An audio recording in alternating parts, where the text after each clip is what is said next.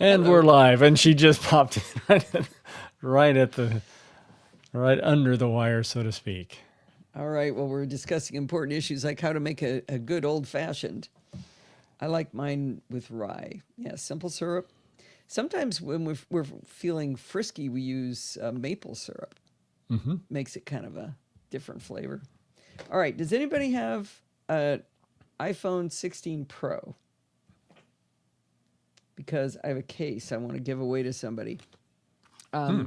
It's a case called Open Case, and the problem it solves is that you need stuff on the back of your phone, but you want it to connect directly over MagSafe. So it's open like this, and then let's say you want to have a wallet on there instead of having it stick way out. Wait, that's not the wallet. This one's the wallet. Got a little case attachment here. And so when you put on your phone, now the wallet sticks directly to the phone instead of sticking out farther and supposedly getting, I don't know, caught on your pants if you have a pocket on your pants. And let's see, then they've got a little, you can pop that off and have a little pop socket thing. Now this looks 3D printed to me, but it does pop sockety. It does pop up. And then if you don't want anything, you can just have this little thing just go back onto it. To be honest, this piece doesn't fit particularly well. It's sort of not quite the right size to fit in there. But anyway, they sent it to me. It doesn't solve a problem I have. Yeah, he's the person who invented this is a friend of Ken's, so he connected me. All right, I'll give it away. Somebody else deserving. Enough of this. No, I'm not getting you a phone. Actually, yeah, it was this piece. This piece looks like it's 3D printed, doesn't it? Yeah. It does. Janky. Yeah, I don't know about that piece. Anyway, the wallet's nice, but I don't use a wallet like that. All right. Well, do we have a full show? What does long full one mean? Like more than an hour? Long. Yeah. Because it's got chit chat in it. Chit chat was an hour. Okay, but the live show may not be quite as long. No, it won't be too long. All right. Whiskey was scarce during World War II, so we had to switch to brandy and kept it. We drink more brandy here in Wisconsin than any other state by far. Huh. Well, I'm willing to have you make me one. I wonder what would happen if we ordered one at Macstock. What we would get. Illinois, Chicago, right? Well, what? Mm-hmm. You think they ran out of whiskey there too? Just saying. Whiskey and rye. All right, here we go. Let's go ahead. Let's get started. Are you ready, Steve? Ready. Hi, this is Allison Sheridan of the NosillaCast podcast, hosted at podfeet.com. Technology Geek podcast with an ever so slight Apple bias. Today is Sunday, June 1st, 2025, and this is show number 1047. Before we get stuck in, as Bart likes to say, I want to remind everyone that Steve and I will be in our Discord chat room during the WWDC keynote on Monday, June 9th at 10 a.m. Pacific time. If you'd like to join us for a text-only chat where we can talk about how excited we are about the renaming of all the operating systems, just head over to podfeet.com/chat and jump into Discord with us. It's always a great time. All right. Actually, I could put a chapter mark at the beginning for the reminder of the at the reminders before Discord? We get stuck in. Yeah.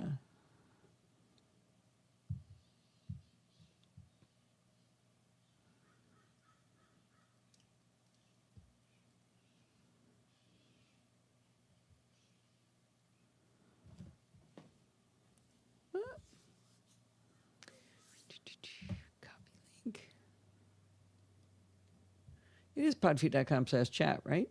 Mm-hmm. All right, I'm going to do a little chapter mark here too. So that's an extra chapter mark. All right. So N plus one. All right.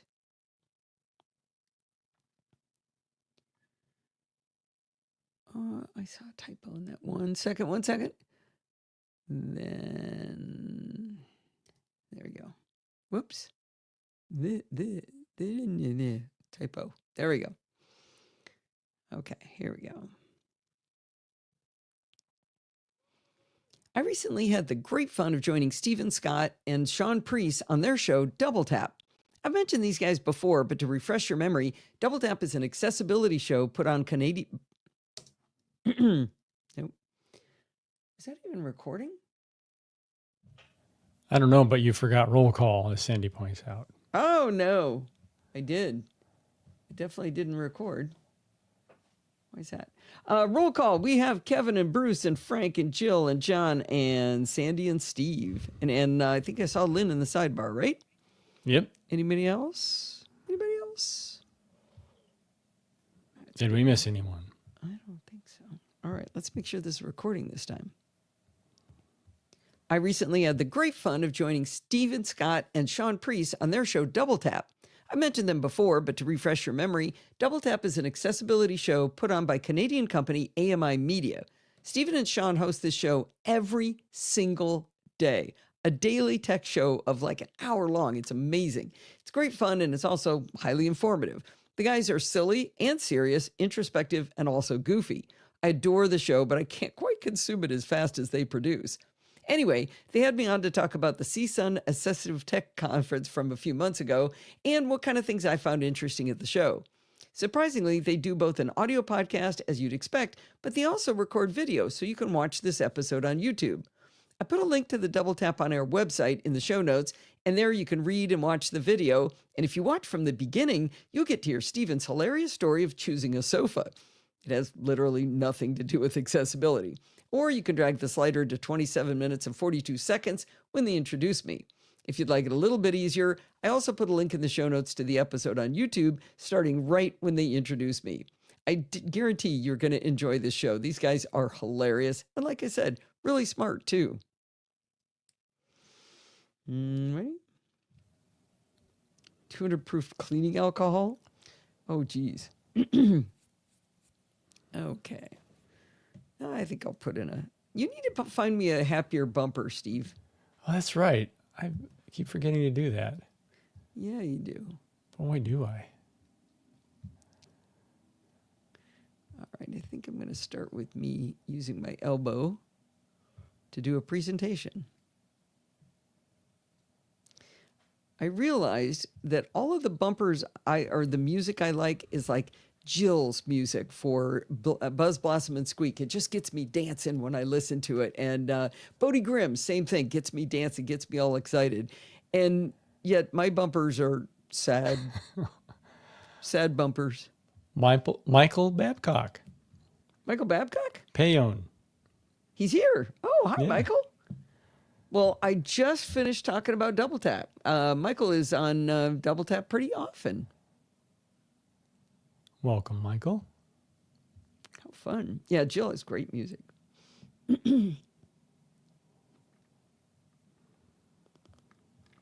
Yes, that would be perfect, Kevin. Okay, after all that, I should do a bumper here. All right.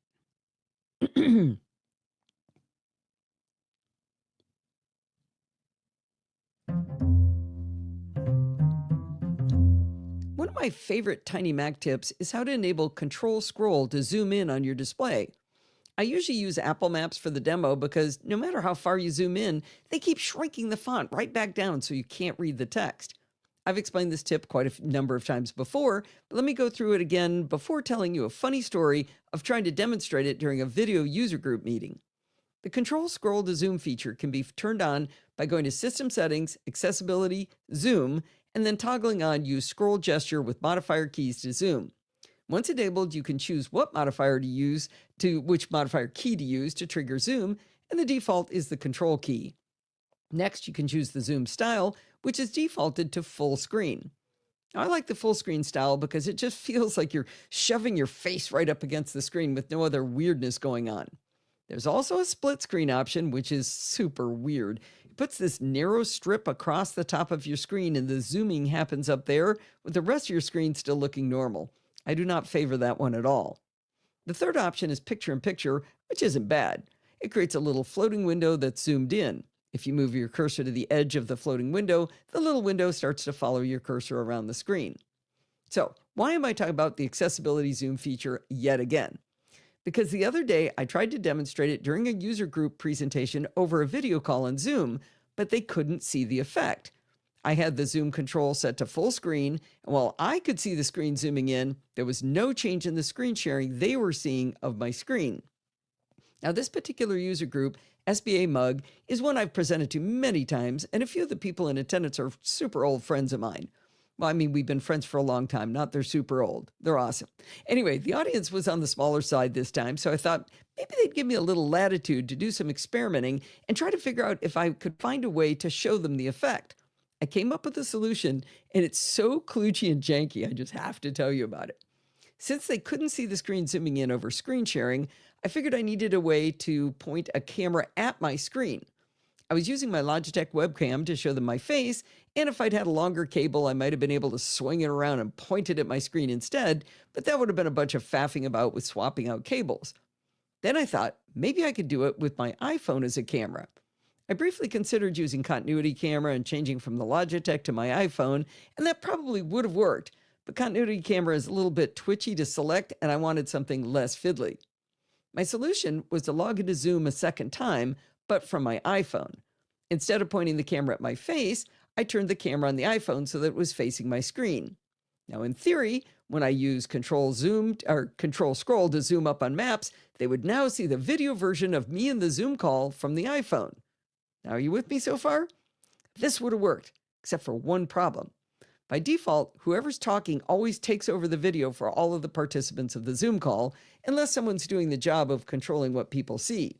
Every time I started talking into my big girl microphone, the video from my Logitech camera would take over their screens so they wouldn't see the video from my iPhone's camera.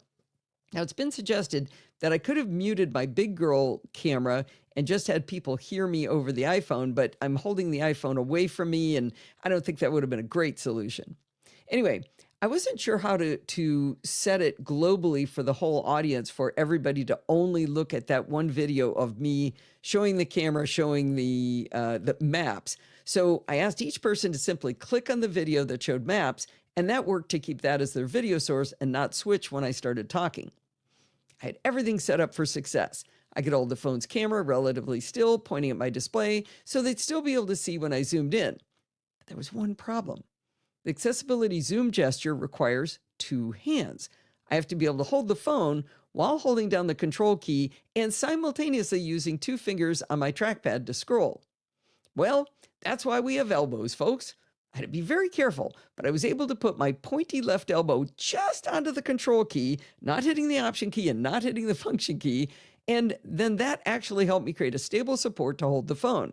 With my elbow firmly in place on the control key while holding the phone, I could scroll with my right hand on the trackpad, and it worked.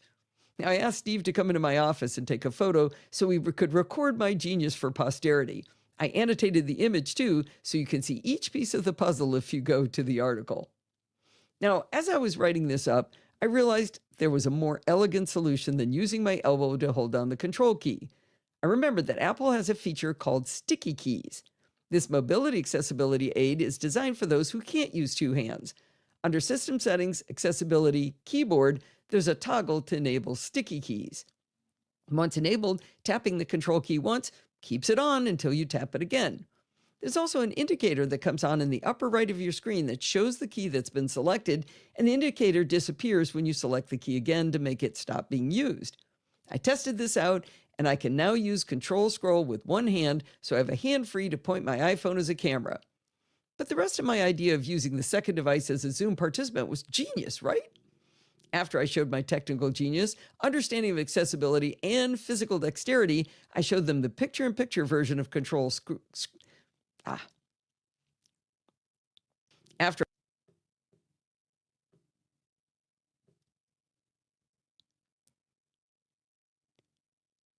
After I showed off my technical genius, understanding of accessibility, and physical dexterity, I showed them the picture-in-picture version of Control Scroll to Zoom, and they were able to see it just fine in the screen share. It's kind of interesting that works when full screen Zoom does not. One of the reasons I enjoy playing around with functionality on my iPhone and Mac is not just to solve immediate problems, but it kind of adds tools to my tool belt for when I need them. I'll keep my elbow around just in case, but I know sticky keys can come to the rescue too. Rube Goldberg. Yeah, isn't that great? I was really proud of that. It really does. Michael discovered that dictation works in the Discord chat. Oh, that's nice. I didn't know that. Now, would you think it wouldn't? Why Well, wouldn't it?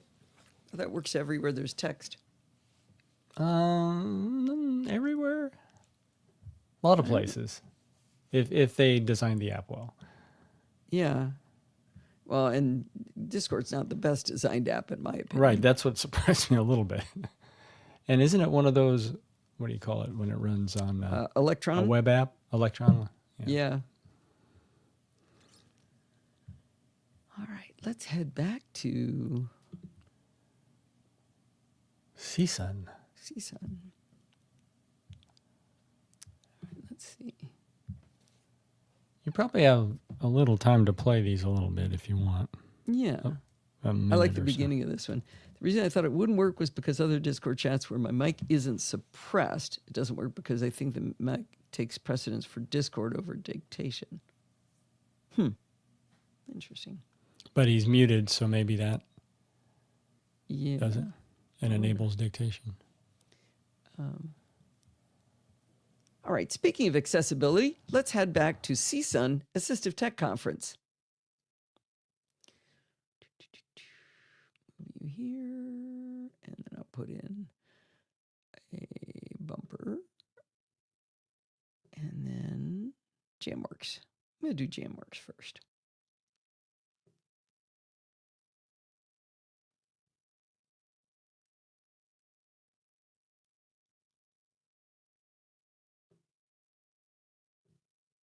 Assistive Tech Conference.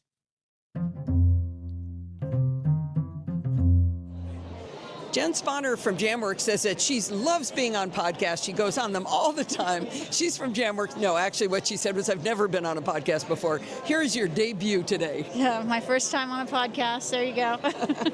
All right, so Jamworks is a note-taking environment for students. Is that correct? That's right. We are a note-taking app. We've been around about 5 years. We were founded for the education space, which makes us very unique in this field. We were created for the disabled learner. We're based out of the UK.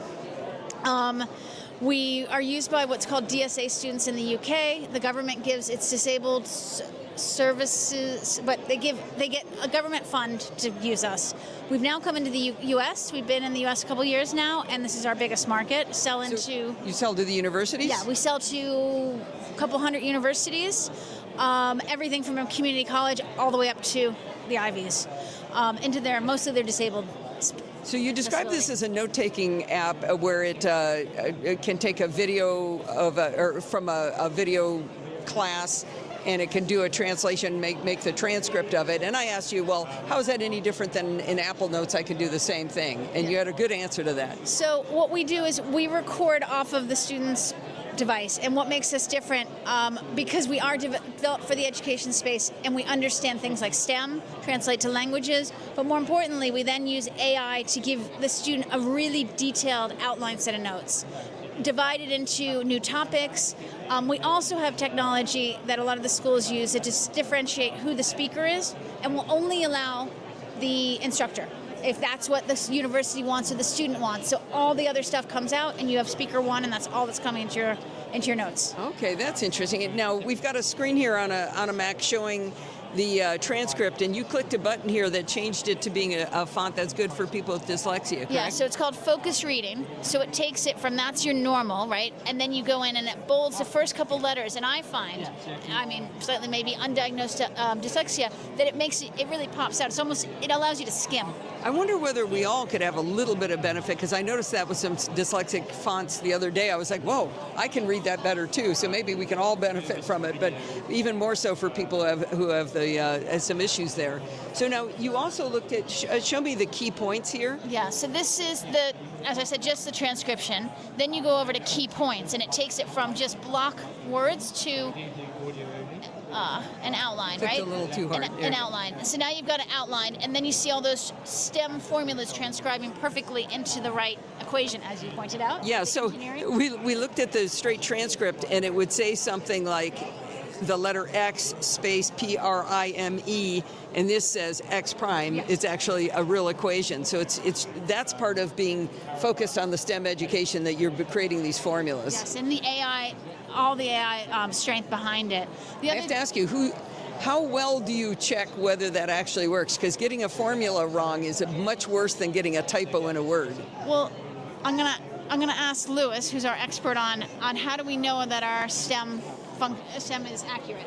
We're phoning a friend here. We've got Louis Maskell from Jamworks coming in. Yeah, so having a typo in a word is not a big deal, or getting a what is it, a phoneme? What is it, TOO versus TWO? That doesn't matter.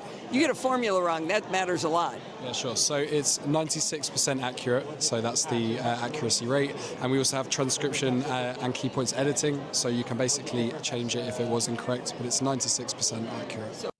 All right. I just eat more to get the same effect. That's good. All right. So let's see. I am going to talk next. You know, it'd be nice if you could talk about parody. You like that word? Or you like parrots? No, parody. Comparableness. I got to get this one in before next week. Maybe they're going to fix everything by... Right. Well, they did buy Pixelmator. They could do a lot to make it be the same, right? Sherlock 'em? No, they bought it. Oh. All right. Here we go.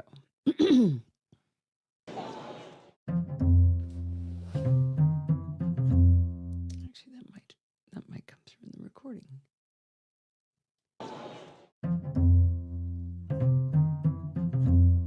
As Apple appears poised to give its operating systems a new coat of paint, I wish they'd direct their attention elsewhere.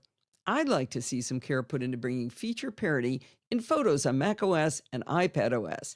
I use a 12.9-inch iPad Pro and a 13-inch MacBook Air, so the two devices are nearly identical in the area available to lay out the tools and images, and yet the disparities between the two are numerous. I'm not really going to address photos on the iPhone because it makes sense that the controls are different on such a small screen, and even that the capabilities might be different. I'll even concede that it makes sense for the design of certain controls to be different on iPadOS, since we could use our big fat fingers to touch them, but the differences go way beyond that. If you open the same photo in Apple Photos on both platforms, most of the same information is available. However, for no apparent reason, it's in a different order, a different location, and sometimes the icon is even different. On iPadOS, buttons for the Share Sheet, Favorites, Information, Tools, and Delete are located at the bottom. macOS, some of the same buttons are available, but they're in the upper right, and the order is Info, Share, and Favorite. Trash isn't even an option, and instead of the Tools icon, which looks like 3 sliders, it says Edit. In between those controls, there's a Rotate button and Auto Enhance. Why can't it say Edit in both places? Or have the Tools icon in both places? Why are they different? What's the value of having them in a different order? Why doesn't macOS have a trash can to delete? And why doesn't iPadOS have a Rotate or Auto Enhance button? Now, I mentioned that they both have an Info button, but even that isn't the same between the two platforms. A few revs ago, Apple added a nifty feature where photos can often identify plants, animals, and even famous... Where photos can...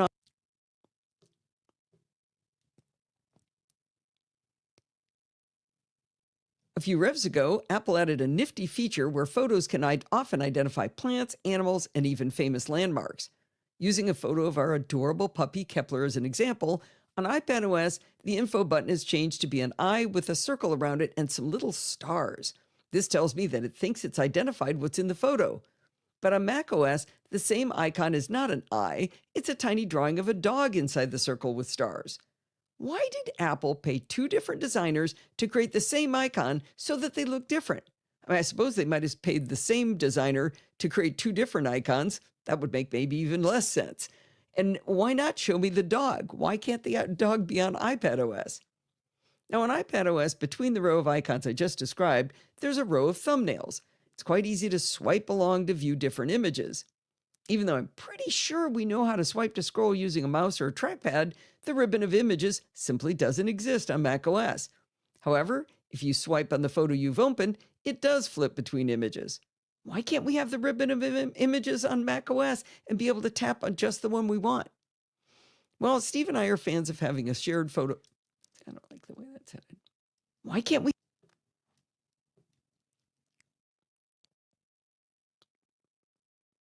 flip between images? With the ribbon, you can actually tap on a specific photo and jump around. That would be great on macOS, but we can't have it. It's only on iPadOS. All right, switching gears a little, Steve and I are fans of having a shared photo library. So it's handy that on iPadOS, in the upper right, there's a little person icon with a drop-down to move an image from personal library to shared or vice versa. On macOS, there is no little icon. You have to go up to the image menu, drag down to the 19th item in the list, and then select Move Photo to Shared Library. Because I switch back and forth between the platforms, I often stare blankly at my images on macOS, looking everywhere for that little drop-down to move to the other library. I'm like, where is it? I can't find it. I swear there was a button here. Well, on iPadOS, there's a 3-dot menu with a drop-down containing a plethora of options. Copy, duplicate, hide, show in all photos, play a slideshow, add to album, add to recent album, move to shared library. Yes, a second way to do it on iPadOS. Also adjust date and time and adjust location. This dropdown doesn't exist on macOS, but all of the options I've described are just sprinkled about in the traditional menus from the menu bar. I'm going to allow this one as the menus do give Apple the opportunity to add more extensive options. At the top of the image on macOS, it gives the location as home, but on iPadOS, it says the city name where I live. Why would they do that differently? Both operating systems know where I live from my contact card, so they could both say home, or they could both say the city instead. Pick one. Just do it the same. Now, the photo of Kepler I'm using as an example was taken in portrait mode. On iPadOS, there's a drop-down in the upper left that says Portrait, and when selected, it allows you to toggle it off. On macOS, the same button is on the photo, not in the upper left, and selecting it does nothing at all. Why would you be able to change modes on iPadOS right from there, but not on macOS? Again, I believe they paid two different designers to build the same functionality, and they came up with two different solutions. Okay, would you believe I've only covered one screen on Apple Photos, and I've already found 700 words of discrepancies? All right, stopping to take a drink. Stutter on the video? No one else I've been studying a apparently. lot. No one else apparently saw it. So, just me. Oh, is the icon a dog or a traditional Mac dog cow? Or dog cow? That's a good question. No, I think it's a dog, right? Okay, the next part's the best part. Give them a link to the bigger version, Steve. Yes, I will. Okay, here we go. Now, the true madness of inconsistencies in Apple Photos is in on the blah, blah, blah, blah. Now, the true madness of inconsistencies in Apple Photos is in the left sidebar. The sidebar in Photos for iPadOS and macOS is different, but different for reasons I cannot fathom. I decided to try to map one to the other to figure out what was missing from one OS or the other, and it turned into a rather hilarious glop of spaghetti. I'm going to try to explain this to you in words, but this may be a case where you'll want to look at my graphic. To start with, if you want to view all of your photos on macOS, you select the top button labeled Photos. On macOS, to achieve the same goal, you also select from the top button, but it's labeled Library. Why make those different, Apple? Now, the main difference between the two sidebars is that clumps of options in macOS are simply sprinkled all over the place in iPadOS and are often available twice on iPadOS. On iPadOS, right under Photos, there are 5 items: Days, People and Pets, Memories, Trips, and Featured Photos. Those same 5 items are clumped together on macOS, but they're under a heading called Collections, and they're 4 lines lower in the sidebar. macOS has favorites, maps, recently saved and recently deleted above Collections. But get this, favorites on iPadOS is under pinned collections and under utilities much farther down. Maps and recently saved are in the same 2 places. Let's actually go map and not maps.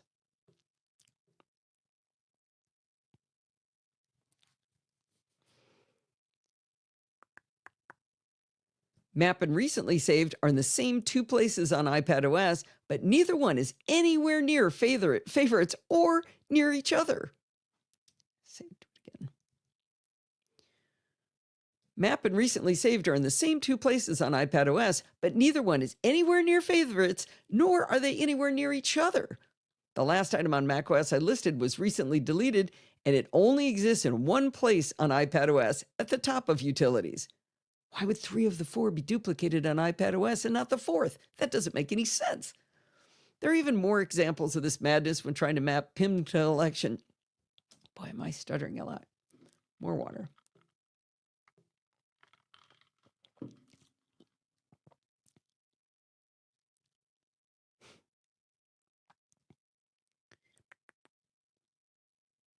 That doesn't make any sense.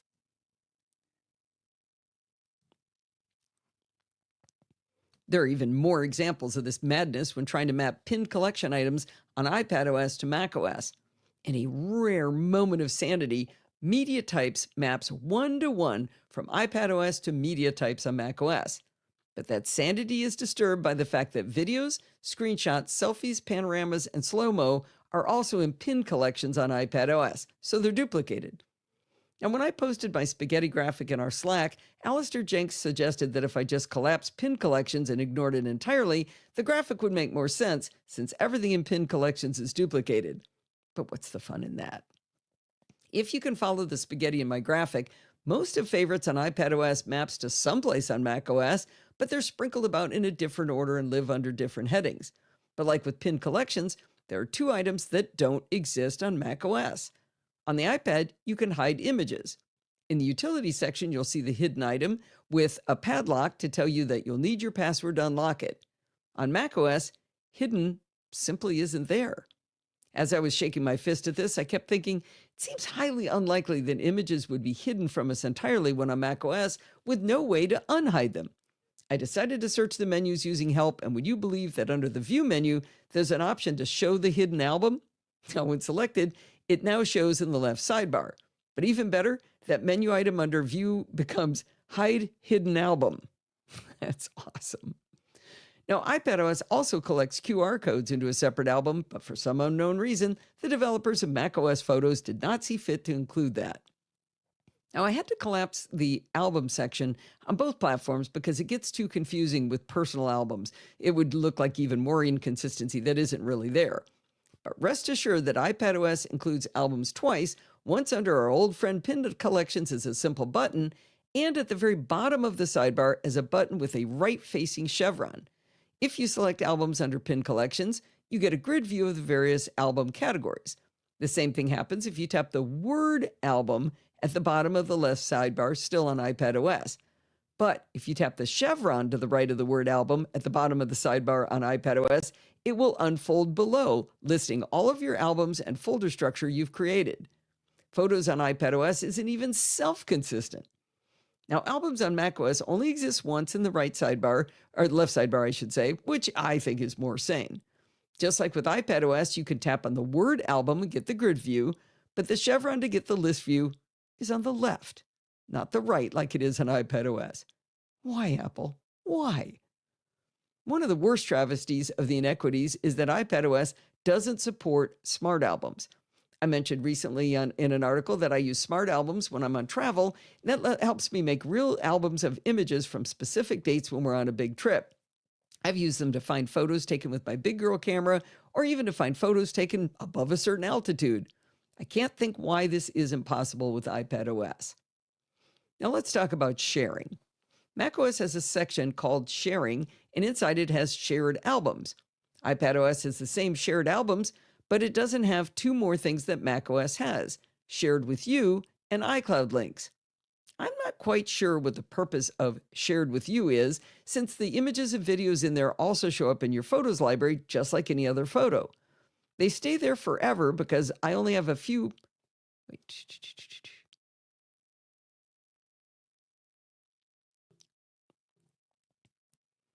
I don't think you need to jump in there and do anything with them because I have a few pretty recent ones that were texted to me through messages and nothing else is in that album. So I'm not really sure how that one works. Now, iCloud links are interesting.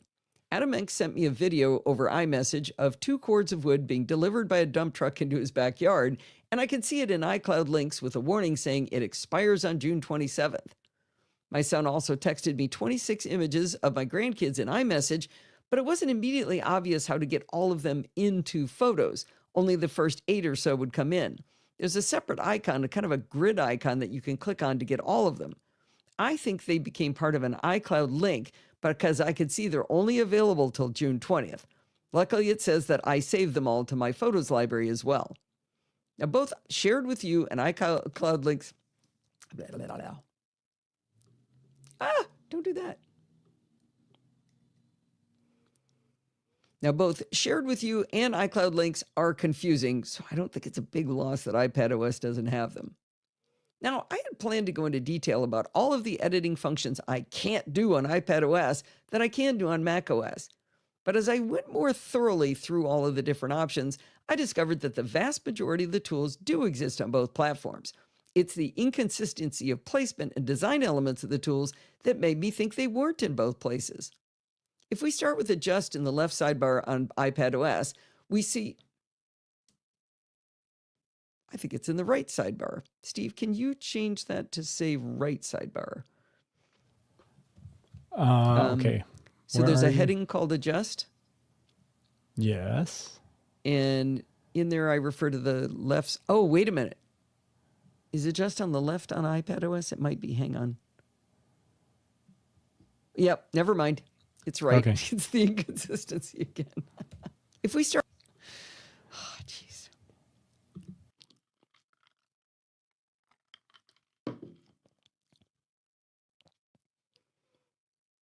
If we start with Adjust in the left sidebar on iPadOS, we see a series of circles and a vertical line down the right side of the image. Each circle represents a different adjustment, such as exposure or brilliance. When each is selected, all you get is a vertical slider to increase or decrease the amount of the adjustment.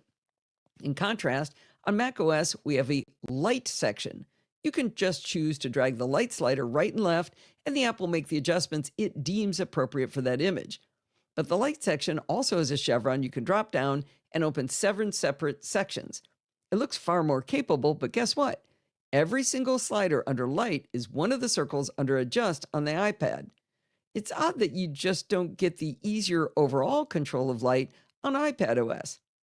And as you might guess from the theme of this article, the controls are in a slightly different order just to make us crazy. Several other sections have equivalents on both platforms, but some things are missing on iPadOS. On macOS, there's a dedicated section for black and white conversion, including separate sliders for things like intensity, neutrals, tone, and grain. On both platforms, if the photo was taken with an iPhone 16 or later, the Styles section does allow some ability to make and control black and white settings. If you've ever taken an indoor photo or one in snow, you know the white balance adjustment in macOS Photos is essential to color correcting your images, but don't look for it on iPadOS because it's simply not there. Likewise, you won't get a curves adjustment or level controls with iPadOS. I've never gotten the hang of curves, but levels is something I use pretty often.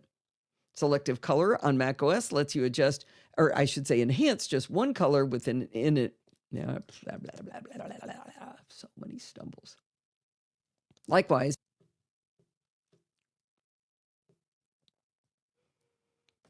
you don't get a curves adjustment or levels control with iPadOS. I've never really gotten the hang of curves, but levels is something I use pretty often. Selective color on macOS lets you enhance just one color within an image, changing hue, saturation, and luminance while limiting the range of values of color values affected. But iPadOS has no way to do this. Before Apple Intelligence was a thing, the macOS version of Photos had a little Band-Aid icon called Retouch and would let you do minor corrections. It wasn't great, but it was handy when it worked. However, on iPadOS, it never existed. Now, if you have an Apple Silicon-based Mac or an iPad running the current OS, both platforms have the cleanup tool as part of Apple Intelligence. It's not great either, but I'll put 1 point in the feature parity column for Apple. Now, the tool I've always missed most on iPadOS is a little Band-Aid. I just said the same thing twice. Can you delete the whole paragraph right before bottom line, Steve? The tool I've always missed? Yeah, that entire paragraph shouldn't be there. Where is it before? Right above bottom line. The No, paragraph you said right it, before. you said you repeated it. Where is it the first time? I don't see it.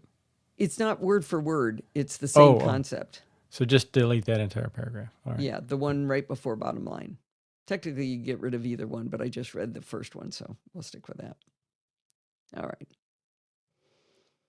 I guess this was a very long-winded way of saying that I'm baffled why Apple pays developers on 2 different teams to create and maintain different controls on the 2 platforms, and even when the controls are the same, to put them in a different order. If anyone has an answer to why Apple would do this other than to make us crazy, I'd sure like to hear about it. Glad I got that off my chest. See? You sound better for it. That I got it off out of my system. Yeah. Selfie. All right. Little CSUN. I like this guy that he was really into his product, even though it was kind of a simplistic product, but it does. I thought it was a great product. It is. It's just not. It's one of those things that's simple and does the job well, but he was really excited about it. Oh, hello. What happened? Crash. Hindenburg just crashed. Ooh. Well, fortunately, you had just saved. I had just saved. Recent. Well, where's my recent session? That's cool.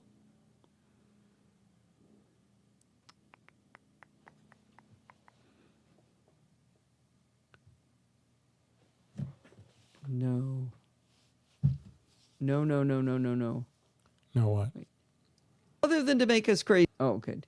The last chapter I could see was the one I just finished, and I was Okay. I was thinking it was saying I wasn't there. Okay. Can you reshare? I can and I will.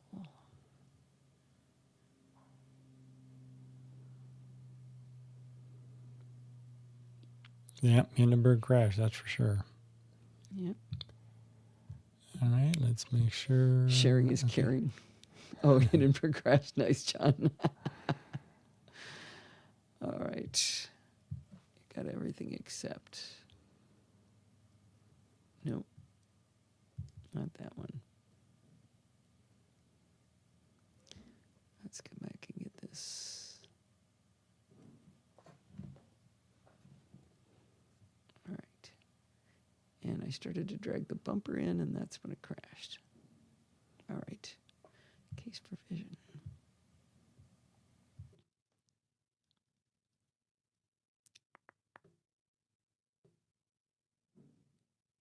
Hear about it.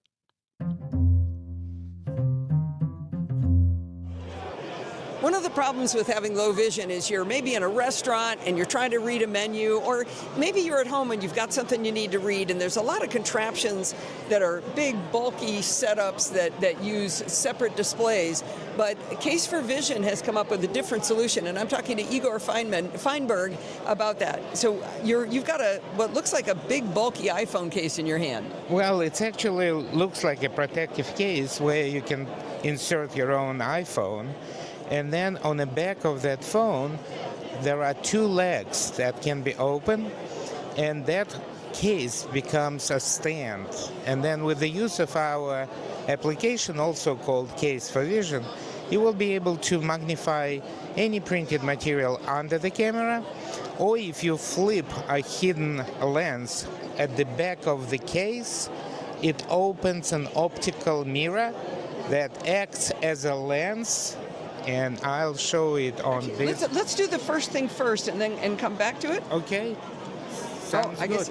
Okay, so what we have here is we've got just a standard iPhone, and it's in the case for vision, and the legs stretch way out, and it's standing up above a piece of paper, right? Correct. So- And then we are going to use our case for vision application. Okay. Now I have two choices: magnifier or telescope. Correct. And let's start with the magnifier. You Okay, click on the tapped it. magnifier. You have a printed material under the Apple iPhone camera. Can And I pinch to zoom? Please do. Oh, You look will at be that. able It's in perfect focus because you've set that focal distance by the case, right? Absolutely correct. You are absolutely correct. And then you will be able to pan live image, which is something very unique. Usually people freeze the image first, then they manipulate the image. Right, so Now I'm we watching can do live that. video, essentially, you are right? watching live video, and you can see the larger space than the width of 8.5 by 11 page. So if I'm different kinds of low vision can see different kinds of contrast. So I'm guessing this contrast button's going to do something Correct. fun.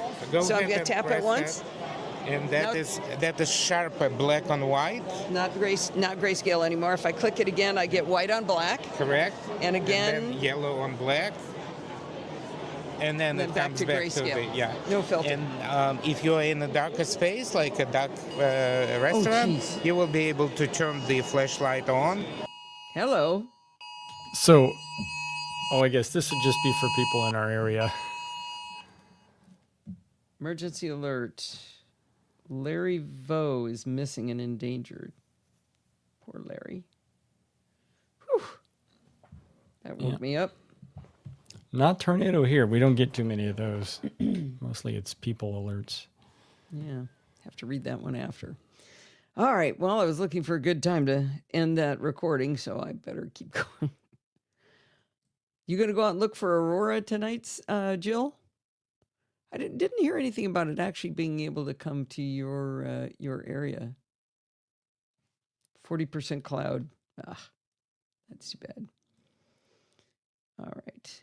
Thank you for the save.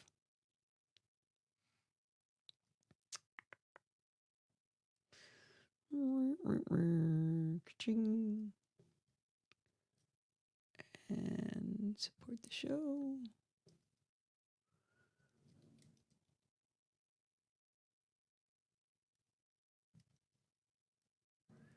All right, here we go. Thank you. Well, I've been talking about our new shiny donate option for supporting the work we do here. And for some reason, John Denning just really likes to push those buy me a coffee buttons. He's done it yet again, pushing the button several times, and he even wrote a nice note with his latest one about how much he loves the discussions between me and Bart. If you'd like to push the button too, just go to podfeed.com/donate and buy me as many coffees as you and your pocketbook would like. Thanks again, John, for your generosity. I don't think I've gotten a sentence out without a fumble yet. All right. Well, this one you don't have to talk much. What's that? You don't have to talk much on this next one. No. We're just putting in. Did I put a chapter mark in? No, I did Probably not. not. Did not. Jeez. So, the first thing we're going to talk about in this is the coolest thing. Have you ever wanted to send somebody a link to a web page, but you wanted them to see something very specific on that page? All you have to do is select the text on the page, right-click, and you can copy it as a highlighted link. And when the person goes to that link, they'll see the text that you highlighted on that page. And will it scroll to that part in the web page? Let's say you have a Yeah. really long scroll. Yeah. So that's at the top. Yeah. Cool. Goes right to it. And apparently it's been there it started showing up in a couple of browsers and was only completely agreed to by everybody fairly recently. Like I think Brave was the latest one to come along. Boy. So they all support it now, huh? Yeah. All the browsers? Right. Cool. Is that gonna work? No, I didn't think so. Okay, hang on. I want this one and this one to line up like so. There we go. Oh, you want to hear your plink? Oh, I think this was a really good one. Listen, Steve. Ready? Palink. Maybe that one's worth saving.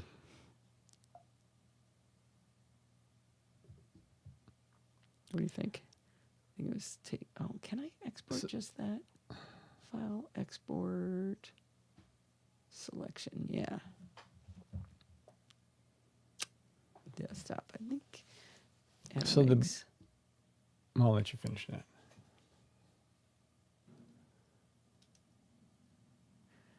Okay. Yes, sir. Well, okay, maybe this is a artifact of delay, but the bottom. Look Yeah, at they're the. not lined up right. Well, half of the audio is, but not the other half. Maybe because it's local Well, versus they're recorded. Two separate tracks. So Right. I'm just going to I do that see. to him and see how she blows. Oops. I didn't know it. What? What? I don't know what's going on. I've lost control. Let's see. Your generosity.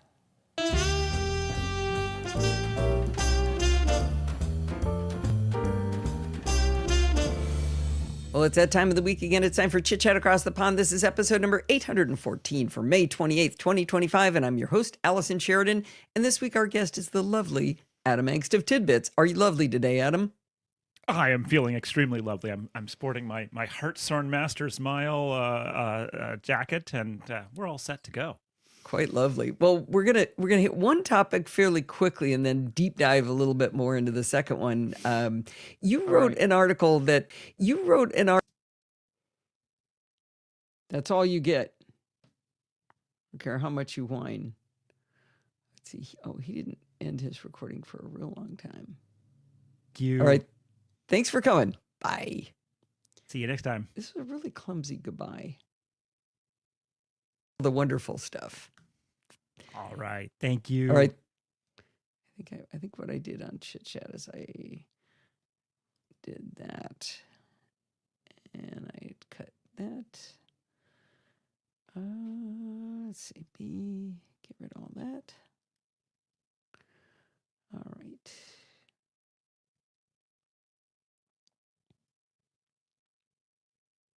Thank you. Well, that's going to wind us up for this week. Did you know you can email me at allison@podfeed.com anytime you like? You could even write to me to say, hey, I'm super excited about going to podfeed.com/chat and joining the Discord chat during WWDC at 10 a.m. Pacific time on Monday, whatever the date is. What is it? The 9th, I think it was. Anyway, you can email me anytime you like with questions, suggestions, just send it on over. Remember, everything good starts with podfeed.com. You can follow me on Mastodon at podfeed.com/Mastodon. If you want to listen to the podcast on YouTube, where do you go? Podfeed.com/YouTube. If you want to join in the fun of the conversation, you can join our Slack community at podfeed.com/Slack. And there you can talk to me and all of the other lovely NosillaCastaways, even Bart.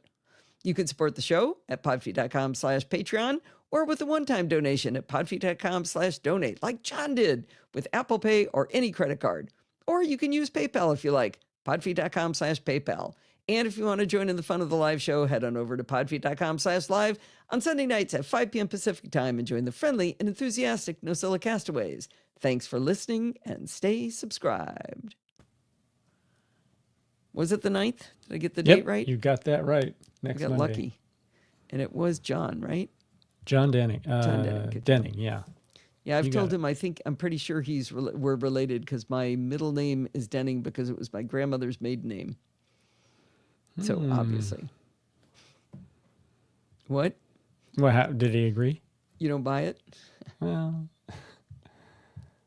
I've met some Sheridans that I can't really say I'm directly related to. Yeah, but have you ever heard of Denning? That's pretty rare. Let's see. Thanks for listening and stay subscribed. So who in the chat room is going to be joining us next Monday? Not this Monday, but the following Monday. While they answer, count your chapter marks. All right.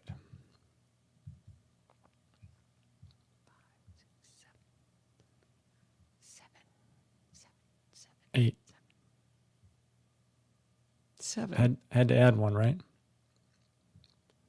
Yeah, what's your first chapter mark? Double tap. I don't have a chapter mark for double tap. Oh, you added one, and then right after that, in the intro, but you didn't put one in for double tap. Is that what happened? Yeah, hang on. To join us for text-only chat where we can. Where is the double tap thing? Hi, this is Allison Sheridan of the NosillaCast Pod 1047. Before we get stuck in, as Bart likes to say, I want to remind everyone that Steve and I will be in our Discord chat room during the day. If you'd like to join us for text-only chat where we can talk about. It's not here. What's the next chapter mark? I can't read The next chapter mark is using my elbow to do a presentation. I recently had the great fun of okay. So they all got So where slid? Yeah, well, I don't know. Okay, good thing we did. Oh, no, there's one missing here.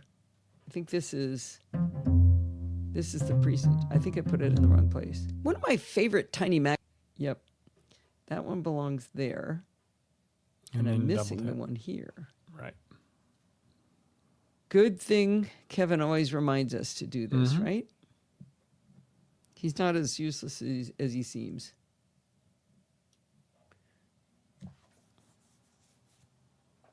All right, now which one should I do? Which one should I link to? I think the Double Tap on Air website. Yeah. That gets him a little more juice. All right. Whoops. So now I have 1, 2, 3, 4, 5, 6, 7, 8. We're good. Okay, good. All right, that means, you know what that means?